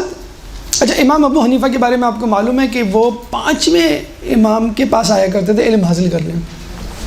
آپ نے پڑھا ہوگا ایک دفعہ وہ نہیں تھے یا سو رہے تھے تو ان کے صاحبزادے امام جعفر علیہ السلام موجود تھے، ان سے انہوں نے پوچھا، کہ وہ تو سو رہے ہیں، جانے لگے، ان کا مجھ سے پوچھ لو، کہ آپ سے کیا پوچھوں، آپ تو میرے ہم عمر ہیں، نہیں پوچھو. انہوں نے پوچھا تو ماشاءاللہ اتنا تفصیلی جواب دیا. پھر وہ جب بھی آتے تو امام نہیں ہوتے، امام پانچویں امام، تو چھٹے امام سے پوچھ لیتے. ایک دفعہ چھٹے امام بھی نہیں تھے تو ان کے صاحبزادے یہی ساتویں امام امام موسیٰ کاظم 6-7 برس غالباً ان کی عمر تھی. تو انہوں نے کہا مجھ سے پوچھ لو. اب یہ اور پریشان کہ والد سے پوچھا، اب ان کے بیٹے سے پوچھا، اب بیٹے کے بیٹے، انہوں نے پوچھ لیا. انہوں نے اتنا تفصیلی جواب دیا کہ وہ حیران. تو امام ابو حنیفہ نے کہا چلو ایک اور مسئلہ میرے ذہن میں گردش کر رہا ہے، وہ بھی آپ بتا دیں. اور اچھا مسئلہ اتنا مشکل تھا کہ وہ بچہ کیا جوان بھی نہ دے سکے. تو امام سے پوچھا، یعنی جب وہ 6-7 سال کی عمر کی تھی، امام سے پوچھا کہ گناہ ہم جبرن کرتے ہیں یا اپنے اختیار سے کرتے ہیں. مطلب کچھ لوگوں کا اس زمانے میں یہ نظریہ بن گیا تھا کہ گناہ جو ہے وہ مجبور ہے، ہم خدا کرتا ہے، خدا کرواتا ہے. مثلا ابھی بھی جو ہے ایسے لوگ مسلمان حلقے میں موجود ہیں، یہ کہتے ہیں بھائی یہ نماز جو ہے وہ اللہ ہی پڑھواتا ہے اور گناہ بھی اللہ ہی کرواتا ہے، یہ اللہ پر ہے بھائی. تو امام نے کتنی خوبصورتی سے جواب دیا. بائنری فشن اس کو آج کل کی زبان میں کہتے ہیں. امام نے کہا دیکھو یہ گناہ جو ہم کرتے ہیں یہ 3 حالتوں سے خالی نہیں. نمبر 1 خدا کرواتا ہے، جو کہ آپ کہہ رہے ہیں خدا کرتا ہے. نمبر 2 خدا اور بندہ مل کے کرتے ہیں. نمبر 3 بندہ کرتا ہے. امام نے کہا دیکھو اگر خدا کرتا ہے تو سزا بندے کو کیوں ملے؟ جہنم میں نعوذ باللہ من ذالک خدا جائے. خدا اور بندہ مل کے کرتے ہیں تو پھر دونوں کو سزا ملنی چاہیے، بلکہ خدا کو نعوذ باللہ زیادہ، کیونکہ وہ تو ماسٹر مائنڈ ہے نا. ہم کہتے ہیں سرغنہ پکڑا گیا، اب ماسٹر مائنڈ پکڑا گیا، اس کو سزا ملنی چاہیے. یہ تو بعض وقت تو عام لوگ تو چھٹ بھی جاتے ہیں کہ ان کو استعمال کیا گیا. تو سزا جو ہے وہ خدا کو بھی ملنی چاہیے، زیادہ ملنی چاہیے ماسٹر مائنڈ ہونے کے ناطے. تیسرا اب یہی رہ جاتا ہے کہ بندے نے گناہ کیا. اب اس کی دلیل یہ ہے کہ اگر وہ کرے گا گناہ تو اس کو سزا ملے گی، نہیں کرے گا تو اس کو ثواب ملے گا، یا نیکی کرے گا تو اس کو ثواب ملے گا. تو سزا و جزا رکھی اسی لیے کہ اس کو اپنے عمل کے مطابق صلہ ملے. اچھا یہی مسئلہ تھوڑا سا براڈ اسپیکٹرم میں بعد میں پیش آیا غالباً، اور وہ مسئلہ اس طرح پھیلا کہ زندگی کیا ہے. ابھی تو ہم گناہ کی بات کر رہے ہیں نا، گناہ کیا ہے، مجبوراً کیا جاتا ہے یا مختاراً. اوور آل زندگی کیا ہے، جو کچھ ہمارے ساتھ ہوتا ہے، جو کچھ ہم کرتے ہیں. تو مسئلہ بڑا شدید اختیار کر گیا اور لوگ مخمسے میں پڑ گئے کہ زندگی کیا ہے، زندگی اجبار ہے یا اختیار ہے. مجبوراً جو کچھ ہو رہا ہے ہمارے ساتھ یا ہم کر رہے ہیں بس مجبور ہیں ہم، یا پھر مختار یا ہمارے ہاتھ میں ہے. تو جب حل نہیں ہوا تو امام کو بلایا گیا، ساتھ میں امام جاتے ہیں اور بڑا اچھا خوبصورت جملہ جسے کہتے ہیں کہ وہ کہتے ہیں، وہ کیا جملہ تھا، لا جبرا ولا تفویضا ولکن امر بین الامرین، کہ زندگی نہ جبر ہے نہ تفویض. تفویض یعنی کسی کو دے دینا، اختیار دے دینا. ولکن امر بین الامرین، یہ دونوں کے درمیان کی شے ہے. اگر آپ ائمہ کی زندگی کو کھنگالیں اور مکتب اہل بیت کا مطالعہ کریں تو آپ کو پتہ چلے گا کہ یہ اعتدال پسند اور معتدل ترین مذہب رہا ہے اور ہے ابھی بھی. شدت پسندی دونوں طرف کی، افراد و تفرید سے ہٹ کر. بلکہ امر بین الامرین، زندگی نہ جبر ہے نہ اختیار ہے بلکہ درمیانے کی چیز ہے. دلیل بہت واضح ہے. مثلاً اگر ہم یہ کہیں کہ میں مجبور ہوں، مطلب میں کیا کروں، خدا ہی کروا رہا ہے، تو بہت ساری چیزیں ہیں جو آپ خود کہتے ہیں. مثلا مجھے پیاس لگ رہی ہے، مجھے پانی دو، مجھے پانی پینا ہے، تو یہ تو آپ خود کر رہے ہیں. آپ یہ تو نہیں کہہ رہے بھائی خدا کروا رہا ہے، خود ہی میرے منہ میں جا رہا ہے. کھانا کھانا، مثلا آپ باہر جاتے ہیں، کسی پہ ظلم کرتے ہیں، جھوٹ بولتے ہیں، تو آپ خود کر رہے ہیں. سگنل توڑ رہے ہیں، آپ خود کر رہے ہیں. اچھا اب آپ کہیں کہ ہاں ٹھیک ہے میں مکمل اختیار رکھتا ہوں مثلا اپنی زندگی میں، لیکن بہت ساری چیزیں ہیں جن پہ آپ مجبور ہوتے ہیں. یعنی آپ کب کہاں کس خاندان میں پیدا ہوئے، کیا آپ نے خود ڈیسائیڈ کیا تھا؟ نہیں. نمبر 2، آپ کب کیسے مریں گے آپ کو معلوم ہے؟ جی نہیں. حادثات جو آپ کے ساتھ پیش آتے ہیں میرے اختیار میں، بلکہ میں چاہتا ہی نہیں کہ میرے ساتھ کوئی حادثہ ہو، کوئی بیماری ہو. جو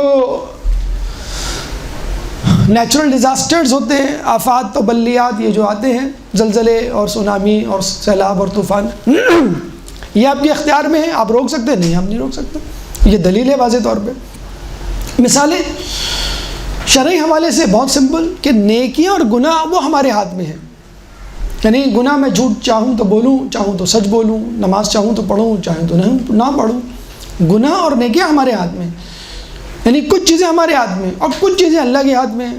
یعنی پیدائش، یعنی موت، یعنی حادثات، یعنی قدرتی آفات، یہ میرے ہاتھ میں نہیں ہے. اچھا، پھر اگر ہم معاشرتی حوالے سے مثال ڈھونڈیں وہ بھی بہت آسان ہے. مثلاً باہر کے ملک کے ہم قانون کی مثال لے لیں. یہاں کے قانون کی تو دھجیاں اڑائی جاتی ہیں. مثلاً سگنل پہ رکنا ہے، چاہے رات کے 2 بج رہے ہوں، چاہے روڈ خالی ہو. ٹھیک ہے، آپ کچھ بھی، آپ کے پاس مرسڈیز بینز ہو، BMW ہو، کوئی بھی ہو، بھائی آپ کو ریڈ سگنل پہ رکنا ہے. آپ رک گئے. آپ نے $10,000 کمائے، کینیڈا میں ہیں آپ، مثلاً $4,000 ٹیکس کٹے گا. آپ نہیں کہہ سکتے کہ بھئی یہ $4,000 بھی میں نے کمائے، یہ مجھے دو. $6,000 آپ لے سکتے ہیں، $4,000 نہیں لے سکتے. اسی طرح جو دیگر لا ہیں، مثلا آپ کو جانا ہے کسی ملک تو ویزا، پاسپورٹ، ٹکٹ ضروری ہے، اس کے بغیر آپ نہیں جا سکتے. لیکن کیا مکمل طور پہ آپ ان کے ڈسپوزل پر ہیں؟ نہیں. آپ کو کتنا کمانا ہے، 5,000 کمانے ہیں، 10، یہ آپ کے اوپر ہے. آپ کو کون سی جاب کرنی ہے، کون سی فیلڈ چوز کرنی ہے، یہ آپ کے اوپر ہے. سگنل پہ رکنا ہے ریڈ، لیکن اس کے بعد رائٹ مڑنا ہے، لیفٹ مڑنا ہے، آگے جانا ہے، یہ آپ کے اوپر ہے. آپ کو آفس جانا ہے، آپ کو پلے گراؤنڈ جانا ہے، آپ کو سینما ہال، جہاں جانا ہے یہ آپ کے اوپر ہے. تو وہی ہماری معاشرتی زندگی میں کچھ چیزیں ہمارے ہاتھ میں ہوتی ہیں، کچھ چیزیں لوگوں کے ہاتھ میں ہوتی ہیں، یا معاشرے کے یا حکومت کے ہاتھ میں ہوتی ہیں. تیسری مثال، اب اپنے جسم کی مثال لے لیں. میرا ہاتھ میرے اختیار میں ہے، میں چاہوں تو ہلاؤں، چاہوں تو روک دوں. میرا پیر میرے اختیار میں ہے، میں اٹھوں اور چل کے باہر چلا جاؤں. میری زبان میرے اختیار میں، میری آنکھیں میرے اختیار میں، میرے کان میرے اختیار میں. لیکن کیا دل میرے اختیار میں ہے؟ نہیں. مطلب میں چاہوں کہ دل اسٹارٹ ہو جائے، پھر میں چاہوں آف ہو جائے، بالکل بٹن کی طرح. جگر میرے اختیار میں نہیں، ڈائجسٹو سسٹم میرے اختیار میں نہیں، گردے میرے اختیار میں نہیں. بالکل ایسا ہی ہے کہ میں گلاس اپنے ہاتھ میں پکڑتا ہوں اور اس کو اپنے منہ سے لگاتا ہوں، یہ میرے اختیار میں ہے. جب پانی حلق میں پہنچ گیا اس کے بعد میرے اختیار میں نہیں. اب یہ اسٹامک میں جائے گا، لیور میں جائے گا، کڈنی میں جائے گا، جہاں جائے گا، یہ میرے اختیار میں نہیں. تو لا جبرا ولا تفویض ولکن امر بین الامرین، کہ زندگی نہ جبر ہے نہ اختیار ہے، یہ تو دونوں کے درمیان کی چیز ہے. اہم ترین پیغام اس اصول کا، علمی کمال کا، وہ یہ ہے کہ اللہ تعالیٰ نے، اگر ذرا دقت سے کام لیں، اللہ تعالیٰ نے مشکل چیزوں کو آپ کی دسترس سے دور رکھا ہے اور آپ سے مواخذہ نہیں کرے گا وہ مشکل چیزوں کا، اور آسان چیزیں آپ کے ہاتھ میں دے دیں کہ بھئی یہ کرو.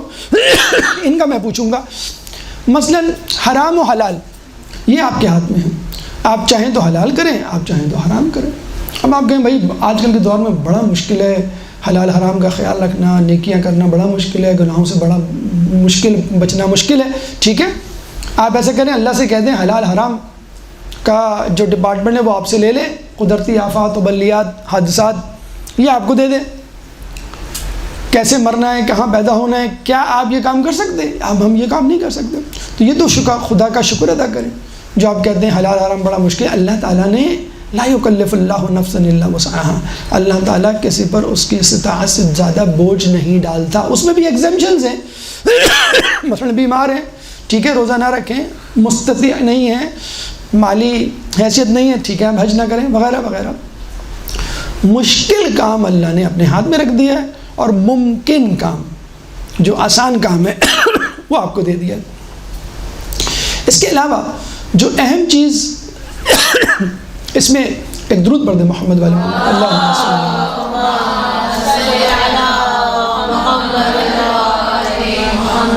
اس کے علاوہ جو اہم چیز، قیامت میں آپ سے یہ نہیں پوچھا جائے گا بھی پاکستان میں کتنے زلزلے آئے، کتنے طوفان آئے، کتنے سیلاب آئے اور کیوں تم نے نہیں روکے. یہ قدرتی آفات، اور خود آپ، تم کو جو بیماری ہوئی، تمہارا جو ایکسیڈنٹ ہوا، تم جس طرح مرے، تم جس طرح پیدا ہوئے، اس کا حساب دو. ان چیزوں میں سب روزی تک کا حساب نہیں لیا جائے گا. ہاں، حلال حرام سے کمانے والی روزی، اس کا حساب، کیا طریقہ کار تھا تمہارا کمانے کا، کتنا، یہ بھی اللہ نہیں پوچھ رہا. کتنی بڑی رعایت ہے. تو اللہ تعالیٰ آپ سے قیامت کے دن ان کاموں کا پوچھے گا جو آپ کی دسترس میں ہیں، اور ان کاموں کا نہیں پوچھے گا جو آپ کی دسترس میں نہیں ہیں۔ اب آئیے ہماری گفتگو کا آخری 5واں مرحلہ کہ جس میں ہم ہارون اور امام سے متعلق ایک مکالمہ پیش کریں گے، اور اس میں کیا علمی مکاشفات ہوتے ہیں وہ آپ کے سامنے پیش کریں گے۔ درود پڑھ دیں محمد والے محمد۔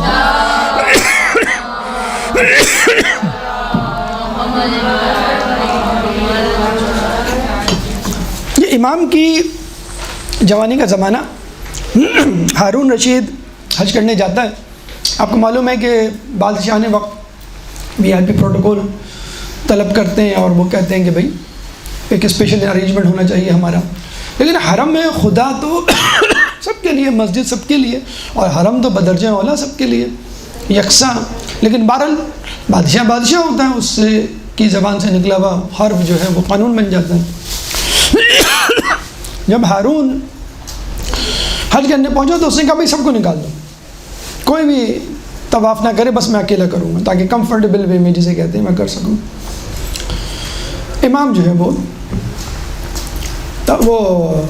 ہارون جو ہے وہ طواف شروع کرتا ہے۔ امام نوجوانی کا زمانہ تھا، اور غالباً شاید اس وقت امام بھی نہیں تھے، نوخیز تھے، بالکل نوجوان، اور ہارون اور دیگر افراد پہچانتے نہیں تھے یہ کون ہے۔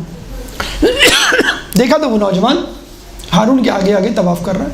اب لوگ روک رہے ہیں، بھائی رک جاؤ، کیا بدتمیزی ہے، بد تہذیبی ہے، بے احترامی ہے، بے ادبی ہے، لیکن وہ نوجوان یعنی امام آگے آگے وہ طواف کر رہے ہیں۔ امام وہ ہارون نے کہا کہ چھوڑ دو، وہ سمجھا نعوذ باللہ کوئی ایسے ہی من چلا ہوگا۔ امام ہارون جاتا ہے حجر اسود کو بوسہ دینے، تو دیکھا کہ وہ مقام ابراہیم پہ نماز پڑھا، یعنی ہر جگہ امام کی برتری، اس نوجوان کی جو اس میں تحریر تھا۔ جب ہارون سب کچھ کر لیتا ہے تو کہتا ہے کہ اس کو بلاؤ، اس نوجوان کو، یعنی وہ ذرا پاسپورٹس اکاؤنٹیبلٹی کے موڈ میں تھا، یا یوں کہہ لیجیے سزا دینے کے موڈ میں تھا۔ تو وہ نوجوان یعنی امام کے پاس جاتے ہیں، کہتے ہیں بھائی تمہیں جو ہے بادشاہ طلب کر رہا ہے۔ تو امام کہتے ہیں کہ بادشاہ کو بولو مجھے اس کی کوئی حاجت نہیں، اس جگہ کوئی کسی کو طلب نہیں کر سکتا، اگر اس کو حاجت ہے مجھ سے ملنے کی تو خود آ جائے۔ اب یہ جا کے ہارون کو بتاتے ہیں، ہارون سے پٹا جاتا ہے۔ اچھا ہارون جو ہے یہ بادشاہ بھی جو ہے نا، اچھا ہارون کے بارے میں آپ کو بتا دوں، کبھی انشاءاللہ وقت ملا تو اس ہارون پہ بھی روشنی ڈالی جائے گی کہ یہ بنو امیہ، بنو عباس کا انٹیلیجنٹ ترین بادشاہ تھا۔ اس جیسا علم والا بادشاہ پوری اس پہ کمیونٹی میں نہیں گزر رہا ہے، یعنی بدترین اور خبیث بادشاہوں کی کیٹیگری میں بنو امیہ لے لیں یا بنو عباس، گولڈن پیریڈ کہا جاتا تھا ہارون رشید کے زمانے کو۔ بہت ہی عالم فاضل، بہت ہی شاطر، بہت ہی چالاک، بہت ہی زیرک آدمی تھا، اور جس پلاننگ سے اس نے کیا، یعنی اس کی واہ واہ تو بہت ہے، غیر شیعہ مکاتب فکر میں آپ بہت اس کی تعریف سنیں گے، لیکن بہرحال ہم تو یہ کہیں گے کہ اگر وہ اس دنیا کو جنت بھی کوئی بنا دے اور امام کو اس کا مقام نہ دے تو ہم اس پہ لعنت ملامت برسائیں گے۔ بہرحال تو یہ چلا جاتا ہے، کہتا ہے چلو ٹھیک ہے میں چلا جاتا ہوں، وہ ابھی کوئی ویلڈ ریزن نہیں مل رہا تھا اس کو سزا دینے کا نا، تو جاتا ہے، کہتا ہے امام کو کہ بیٹھ جاؤ۔ وہ عرب نوجوان نوخیز بالکل تھے، وہ پہچان بھی نہیں رہا تھا، اس نے کہا بیٹھ جاؤ۔ تو امام نے کہا مجھے تیری اجازت کی ضرورت نہیں ہے بیٹھنے کی، تیرا موڈ ہے تو بیٹھ جا۔ اب یہ پریشان، یہ تو بہت ہی بڑی چیز ہے، کیا ہے، وہ پہچانتا بھی نہیں تھا، اور وہ پریشان کہ میں کس طرح اس کو گرفت میں لوں۔ اب ہارون بیٹھ جاتا ہے، تو ہارون کہتا ہے اچھا یہ طریقہ ہوتا ہے کہ جب ہم کسی کو سزا دیتے ہیں یا موڈ میں ہوتے ہیں تو پہلے سمجھاتے ہیں پیار محبت سے، ٹھیک ہے بھائی پیار محبت سے کام نکل جائے تو ٹھیک ہے، ورنہ پھر گھی کو ہم ٹیڑھی انگلی سے نکالیں گے۔ تو یہ امام کو دیکھ کے کہتا ہے کہ اے عرب نوجوان تجھ کو کیا ہوا ہے، کیوں بادشاہ کی راہ میں رکاوٹ بنتا ہے، مزاحم ہوتا ہے؟ تو امام کہتے ہیں کہ تو بادشاہ اگر ہے تو تجھے کس بات کا تکبر ہے، تیرے پاس مال و دولت ہے، اگر تیرے پاس مال و دولت ہے تو میرے پاس علم اور دانش ہے۔ اب ہارون کو موقع ہاتھ آ گیا کہ میں اس کی گرفت کرتا ہوں، اس نے علم کے حامل ہونے کا دعویٰ کیا ہے، اس کو پکڑتا ہوں، اس نے اگر صحیح جواب نہیں دیا تو پھر اس کو سزا دے دوں گا، میں میری بھڑاس نکل آئے گی، اس کو کیفر کردار تک پہنچاؤں گا۔ اس نے کہا اچھا تم علم والے ہو تو ذرا میرے سوال کے جواب تو دو۔ امام نے کہا تو یہ جو سوال پوچھ رہا ہے مجھ کو پریشان کرنے کے لیے پوچھ رہا ہے یا بطور شاگرد پوچھ رہا ہے؟ تو اس نے کہا کہ نہیں پریشان کرنے کے لیے نہیں، میں بطور شاگرد اپنی معلومات میں اضافے کے لیے، کہ تو پھر ٹھیک سے بیٹھ جا جس طرح شاگرد بیٹھتے ہیں۔ ابھی پریشانی زانو تلمس طے کر کے جو ہے وہ بیٹھ جاتا ہے۔ امام کہتے ہیں ٹھیک ہے پوچھ۔ تو اب دیکھیں سوال کتنا مجمل اجمالی سوال کہ دوسرا آدمی پھنس جائے تقریباً۔ اس نے کہا فرائض کیا ہیں، نہیں بلکہ فرض کیا ہے؟ تو اس نے کہا اگر یہ نماز کہیں گے تو میں کہوں گا روزہ بھی، تو روزہ کہیں گے میں تو کہوں گا حج بھی ہے، یہ کر کے کہیں نہ کہیں تو میں نکال ہی لوں گا کوئی بات کہ یہ رہ گیا وہ رہ گیا۔ تو امام نے کہا دیکھ فرض 1 ہے، 5 ہے، 17 ہے، 34 ہے، 94 ہے، 153 ہے، پھر 12 میں 1، 40 میں 1، 1 پہ 1، عمر بھر میں 1 اور 200 میں 5۔ یہ کہہ کے امام خاموش۔ اب وہ ہنسنے لگا۔ اب ذرا تو کچھ سمجھ میں تو آیا نہیں اس کے، تو ہنس کے کہنے لگا کہ میں نے سوال پوچھا تھا اور تو گنتی سنانا شروع کر دیا، تو گنتی سنا رہا ہے، بھلے بچوں کی طرح، میں نے اتنا عالمانہ سوال کیا تم بچوں کی طرح گنتی سنا رہے ہو۔ تو امام نے کہا دیکھ گنتی اور حساب اتنا اہم ہے کہ وہ قیامت میں بھی ہوگا۔ اللہ تعالیٰ خود فرماتا ہے کہ وَإِن كَانَ مِثْقَالَ حَبَّةٍ مِّنْ خَرْدَلٍ آتَيْنَا بِهَا وَكَفَىٰ بِنَا حَاسِبِينَ، اگر کوئی رائی کے دانے کے برابر بھی نیکی کرے گا تو ہم اس کے سامنے پیش کر دیں گے اور ہم حساب لینے کے لیے کافی ہیں۔ سورہ انبیاء آیت نمبر 47، سورہ انبیاء قرآن کا 21واں سورہ، چیپٹر 21 ورس نمبر 47۔ تو رائے کی فَمَن يَعْمَلْ مِثْقَالَ ذَرَّةٍ خَيْرًا يَرَهُ وَمَن يَعْمَلْ مِثْقَالَ ذَرَّةٍ شَرًّا يَرَهُ، جو چھوٹی سے چھوٹی نیکی کرے گا وہ بھی ہم لے آئیں گے سامنے، اور جو چھوٹا سے چھوٹا گناہ کرے گا وہ۔ تو امام نے کہا کہ اللہ تو کہہ رہا ہے کہ رائی کے دانے کے برابر مثقال حبۃ من خردل وہ بھی لے آئے گا، اور تو کیسے کہہ رہا ہے کہ حساب امپورٹنٹ نہیں ہے اور کم نہیں ہے؟ جو میتھمیٹکس جن کو پسند ہوتا ہے وہ اکثر یہی کہتے ہیں حساب بہت اہم ہے، اللہ تعالیٰ قیامت میں بھی حساب کا پیریڈ لے گا۔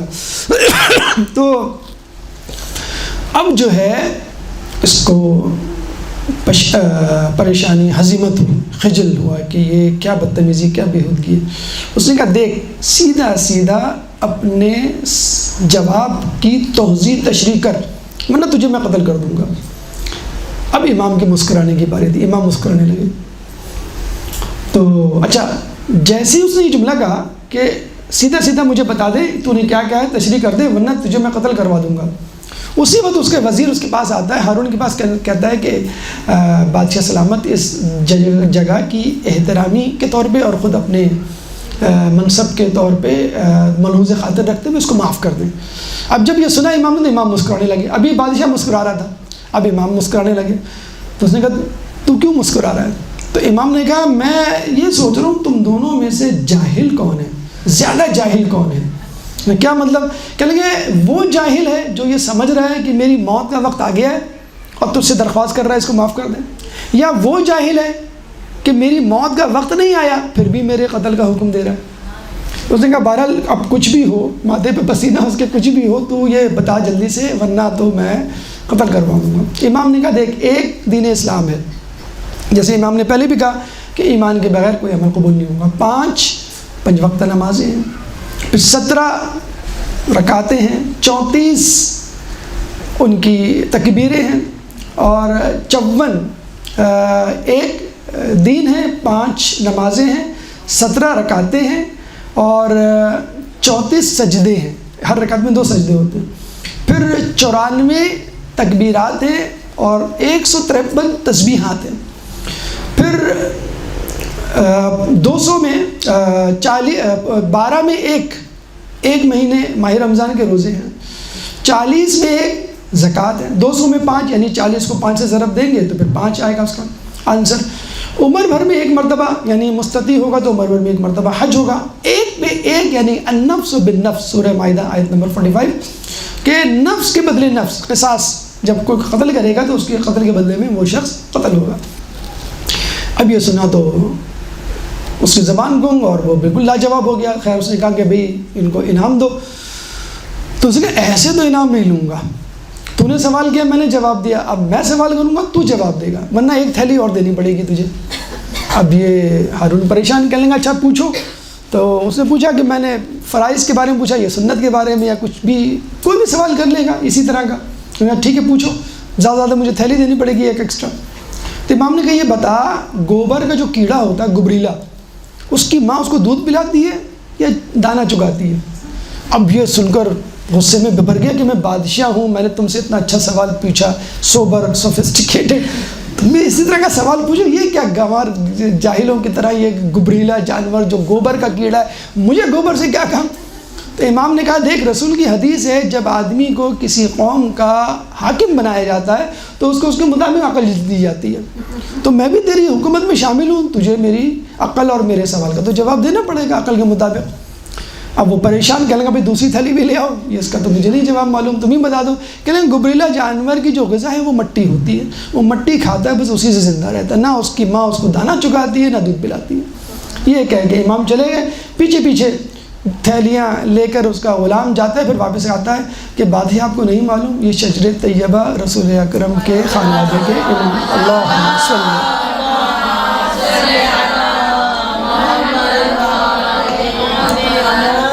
تو ہارون کی زبان سے برجستہ نکلتا ہے کہ بلا شبہ درخت کے پتے کو ایسا ہی ہونا چاہیے، یعنی رسول اگر درخت ہے تو ان کا پتا ایسے ہی۔ بہرحال کلام آخر کے طور پہ کہنے کا مقصد یہ ہے کہ علمی کمالات بذریعہ مکالمات جو آپ کے سامنے گفتگو پیش کی گئی کہ خدا را اپنے ائمہ اور رسول کی سنت اور ماحول کو دیکھتے ہوئے کہ اپنے زمانے میں سب سے زیادہ علم کے حامل تھے، ان کے اصحاب اور لوگوں پر علم کے حوالے سے فوقیت رکھتے تھے، اور خود ہمیں جو سب سے زیادہ کوشش کرنی چاہیے علم کے حوالے سے کرنی چاہیے۔